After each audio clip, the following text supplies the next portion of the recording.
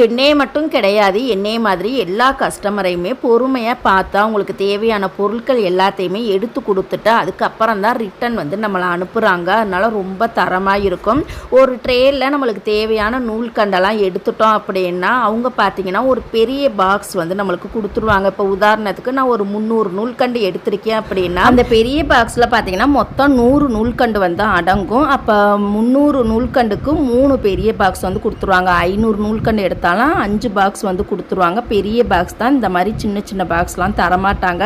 அவங்களே ரஃபாக வந்து 100 நூல்கண்டே அடுக்கி கொடுத்துருவாங்க. அதுக்கப்புறமா நம்ம வீட்டுக்கு வந்ததுக்கப்புறம் அந்த ஒரு பாக்ஸில் பார்த்தீங்கன்னா அப்படியே 10 நூலாக அடுக்கி வச்சுட்டு இந்த பாக்ஸில் வந்து எத்தனை கலர் இருக்குது, அந்த கலரோட நேம் என்னங்கிறத அந்த பாக்ஸுக்கு வெளியில் நம்ம பெண்ணில் எழுதிக்கிட்டோம் அப்படின்னா அப்பப்போ தைக்கும் போது ஓகே கருப்பு கலராக இந்த பாக்ஸில் இருக்குது, பச்சை கலராக அந்த பாக்ஸில் இருக்குன்னு நம்மளுக்கு எடுக்கிறதுக்கு ரொம்ப ஈஸியாக இருக்கும்.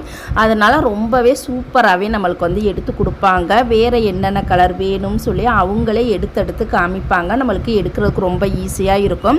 அதே மாதிரி கொக்கி பாக்ஸ் பார்த்தீங்கன்னா நான் இந்த கம்பெனி தான் வாங்குவேன், சோனா அப்படிங்கிற கம்பெனி தான் வாங்குவேன். அங்கே மதுரையில் பார்த்தீங்கன்னா கிசான் அப்படிங்கிற கம்பெனியில் தான் அந்த கொக்கியும் அந்த 2 பாக்ஸுமே எடுத்து காமிச்சாங்க. அதை எடுத்து காமிச்சோன்னே இது வேணாம் அப்படின்னு சொல்லிட்டு அந்த சோனாவுக்கும் கிசானுக்கும் என்ன வித்தியாசம்னு பார்த்தீங்கன்னா கிசான் கம்பெனி வந்து தகடு போல் இருக்கும். ஆனால் அந்த சோனா கம்பெனி பார்த்திங்கன்னா நம்மளுக்கு கொக்கி ஐலாம் நல்லா அழுத்தமாக இருக்கும், பெரிய சைஸாகவும் இருக்கும், நல்லா ஸ்ட்ராங்காக இருக்கும்.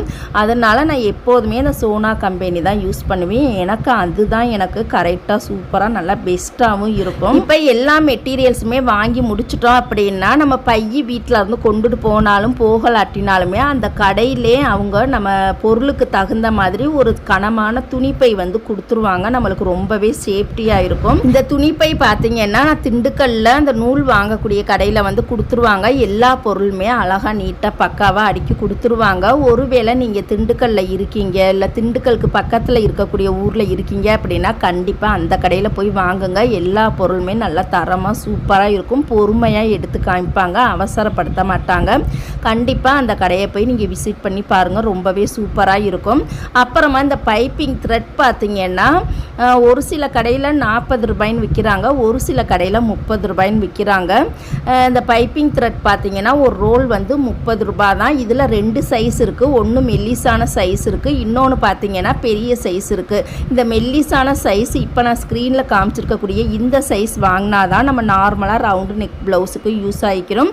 டிசைன் ப்ளவுஸ் எல்லாத்துக்குமே இந்த மெல்லிசான சைஸ் தான் யூஸ் பண்ணணும். கண்டிப்பாக இந்த மெல்லிசான சைஸ்லேயே வாங்கிக்கங்க, ரொம்பவே சூப்பராக இருக்கும். வீடியோ பிடிச்சா லைக் பண்ணுங்கள். நெக்ஸ்ட் வீடியோவில் பார்க்கலாம். தேங்க்யூ.